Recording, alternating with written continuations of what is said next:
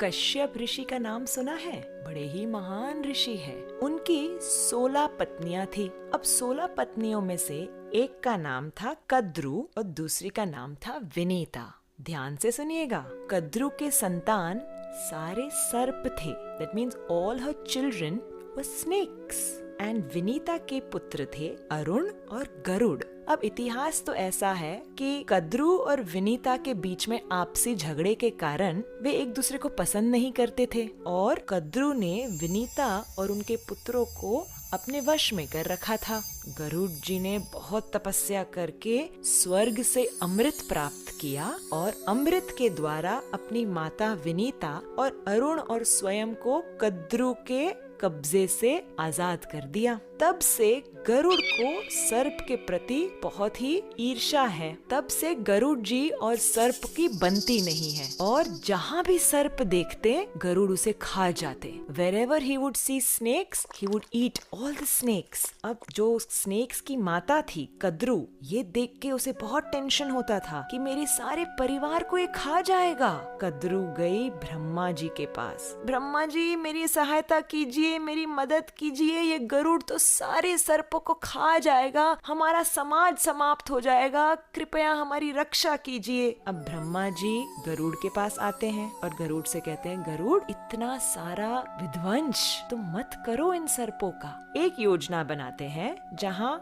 हर अमावस्या पे तुम्हें एक सर्प मिल जाएगा, तुम उसे खा लेना तुम्हारे भोजन की तरह, तुम अन्य सर्पों को भयभीत मत करना। गरुड़ जी मान गए और इस योजना के अनुसार हर अमावस्या पे एक एक सर्प के परिवार से एक सर्प गरुड़ जी के पास पहुंच जाता था। अब ऐसे करते करते कालिया नाग के परिवार का टर्न आ गया। He had to send one snake to Garuda जी। कालिया ने कहा, मैं नहीं भेजूंगा, मेरे परिवार से कोई सर्प नहीं जाएगा।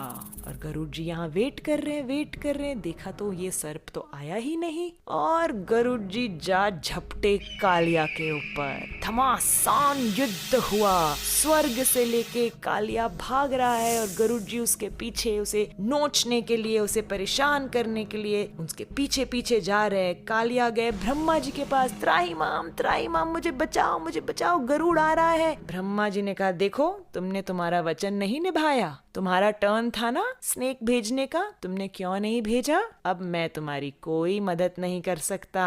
कालिया यहाँ जाए वहाँ जाए, बचाओ, कोई नहीं बचा पा रहा था और गरुड़ जी तेज गति से उसके पीछे आ रहे थे। कालिया तब अंत में जाते हैं अनंत शेष के पास, जो कि बलराम जी हैं। त्राही माम रो के मुझे बचाइए।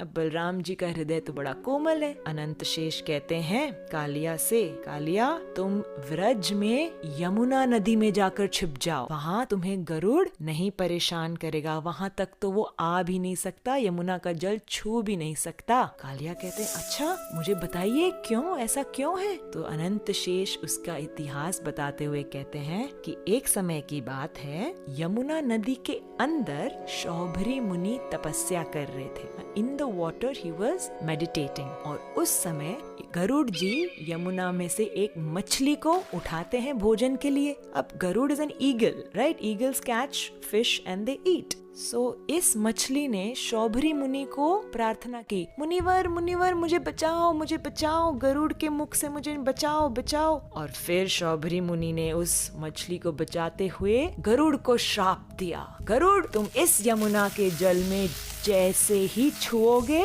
तुम्हारी मृत्यु हो जाएगी, ये मेरा श्राप है। तो इस श्राप के वजह से गरुड़ यमुना पे नहीं आ सकते।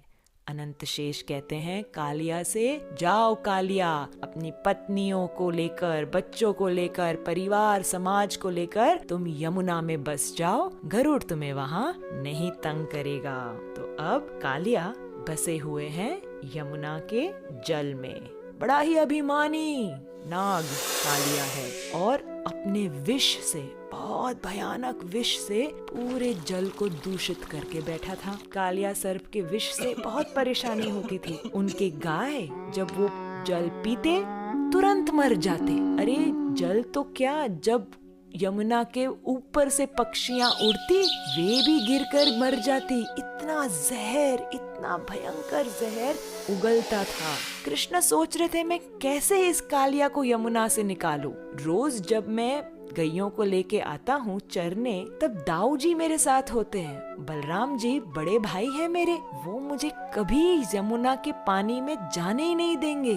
मैं अब ऐसे प्लान करता हूँ कि कल दाऊ जी का बर्थडे है, तो बलराम जी के जन्मदिन पर हम ऐसे प्लानिंग करेंगे कि उन्हें हम साथ में लेकर ही नहीं आएंगे यमुना के तट पर, उन्हें हम घर पर रहने देंगे। तो जब बलराम जी घर पर रहेंगे, कृष्ण अकेले रहेंगे मित्रों के साथ। तो कृष्ण ने सोचा मैं तब जाके यमुना में कूद जाऊंगा और कालिया को सबक सिखाऊंगा। जिस दिन बलराम जी का जन्मदिन था, कृष्ण उसे छोड़कर गैयों को लेकर यमुना के तट आते हैं और वहाँ पे जैसे ही गाय वहाँ पहुँचती है, एक एक एक करके मर जाती है। सब सखाएं घबरा जाते हैं, कृष्ण कृष्ण हमारी गैया को बचाओ बचाओ, पानी पीते ही मर गई। कालिया का इतना भयंकर वहाँ पे विष है, कुछ करो कन्हैया। कृष्ण वहाँ आके अपने कोमल हाथों से जब गैयों को प्रेम करते हैं तो गैया जीवित हो जाती है। कृष्ण कहते हैं अभी तुम घबराओ मत, सब एक साइड पे खड़े हो जाओ। कृष्ण कदम्ब के वृक्ष पर चढ़ते हैं और धीरे धीरे एक डाली पर पहुंच के वहां से सीधे अंदर यमुना में छलांग मारते हैं। जैसे ही छलांग मारते हैं, बहुत बड़ा splash of water happens and Krishna अंदर अंदर अंदर अंदर यमुना में जाते हैं। कालिया वहां सो रहा था और इतना पानी में जब अंदर जाते हैं, there's a turbulence, there's a disturbance। Kaliya की पत्नियां कहती हैं, अरे बालक तुम यहाँ क्यों आए? क्या तुम्हारी कोई गेम यहाँ आ गई? क्या तुम्हारा कोई बॉल यहाँ गिर गया? जल्दी जाओ यहाँ से। अगर हमारे पति ने तुम्हें देख लिया तो तुम्हारी खैर नहीं, तुम्हें मार डालेगा। तुम यहाँ से चले जाओ बच्चे, चले जाओ। कन्हैया कहते हैं, देवी मुझे तुम्हारे पति से ही मिलना है, मुझे कालिया से ही काम है, उठाओ उसे। घबराते हुए पत्नियां कहती हैं, नहीं नहीं नहीं बच्चे तुम जाओ, उनका जहर बहुत ही स्ट्रॉन्ग है, तुम तो मर जाओगे। कृष्णा ने देखा कि अब ये पत्नियां उन्हीं के पति की साइड ले रही है, तो जोर से कालिया नाग के जो एक पूंछ थी उसके ऊपर अपने पद रख के जोर से स्टैंप किया और कालिया उठ गया। इतने सारे उनके हजारों फण थे और फणों पे लाल लाल आंखें, हजारों मस्तक कालिया के। कौन आया है मेरे पानी में मुझे डिस्टर्ब करने? कृष्ण सामने से आए, छोटे से पर कॉन्फिडेंस देखो। कहते हैं, मैं आया हूँ कालिया, तुमने हमारे यमुना को इतना प्रदूषित कर दिया है, तुम यहाँ से निकल जाओ। कालिया कहते, तुम मुझे यहाँ से निकालोगे? मैं तुम्हें मिनटों में समाप्त कर दूंगा। और कालिया जोर से रनिंग रनिंग रनिंग करके आके कृष्ण को पकड़ने लगे। कृष्ण थोड़ी साइड में हट गए, कालिया आगे निकल गया। वापस Kaliya swimming swimming swimming swimming करके आके अपने चुंगल में पकड़ना चाहते हैं कृष्ण को। कृष्ण यहाँ से वहाँ, वहाँ से यहाँ, कालिया अपने फणों से ऊपर नीचे आगे पीछे कृष्ण को पकड़ ही नहीं पा रहा है। और कृष्ण ने तब कालिया के मस्तक पर छलांग मारी। जैसे ही छलांग मारी और एक कदम एक फण पर रखा, उसके मुख से सारा जहर निकल गया। दूसरा चरण दूसरे फण पर, दूसरे मस्तक पर रखा, उस मस्तक से पूरा जहर निकल गया। अनेक फणों पर नृत्य करते करते कालिया के मुख से अब जहर निकल रहा था। ये करते करते करते पानी से ऊपर आए, बाहर आए यमुना से। और ये दृश्य ब्रजवासी देख के बड़े ही घबरा गए। हमारा छोटा सा बच्चा कालिया के मस्तक पर, घबरा गए। माँ यशोदा बेहोश हो गई। नंद बाबा तो अंदर कूदने ही जा रहे थे। बलराम जी ने रोक दिया, पिताजी मत जाइए, कृष्ण संभाल लेगा। कृष्ण नृत्य करने लगे, एक फण से दूसरे फण पर, तीसरे चौथे, 10, 20, 50, 100, हजारों पर इतना सुंदर नृत्य कर रहे हैं कृष्ण कन्हैया। और स्वर्गवासी उन्हें म्यूजिकल अकम्पनीमेंट दे रहे हैं। ये दृश्य अत्यंत सुंदर पर ब्रजवासियों को तो बहुत टेंशन, हमारा बच्चा कृष्ण कन्हैया से कालिया के फणों से कैसे बचकर आएगा। कालिया के मस्तकों से अब सारा जहर उगल के बाहर निकल आया और वे अब विनम्रता से विथ ह्यूमिलिटी कहते हैं कृष्ण को कि मुझे आप क्षमा कर दीजिए, मैंने आपके यमुना को बहुत ही पॉइजनस बना दिया था, आप मुझे क्षमा कर दीजिए। कालिया की पत्नियां भी बहुत ही प्रार्थना करती है कृष्ण से, आप हमारे पति को क्षमा कर दीजिए, आप क्षमा कर दीजिए। कृष्ण बड़े प्रसन्न होते हैं इन प्रार्थनाओं से और कहते हैं कालिया यहाँ से तुम निकल जाओ, अपने समाज को लेके निकल जाओ, मेरे ब्रज के वासियों को परेशान मत करना।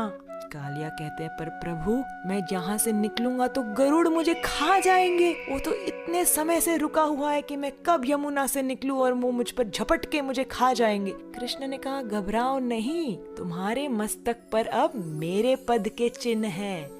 Seeing my footprints on your head, Garuda will not trouble you। Kaliya तुम निश्चिंत होके यहाँ से निकल जाओ। कालिया और उनकी पत्नी, बच्चे, समाज सब कृष्ण को प्रणाम करते हुए यमुना नदी से निकलकर गहरे समुद्र में चले जाते हैं और कृष्ण अपनी कृपा से यमुना को पूरी तरह से स्वच्छ और अमृतमय बना देते हैं।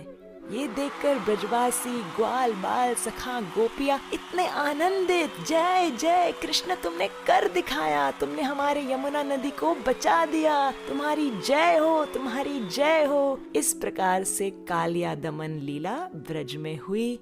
आइए चलो सुनते हैं एक दूसरी कहानी।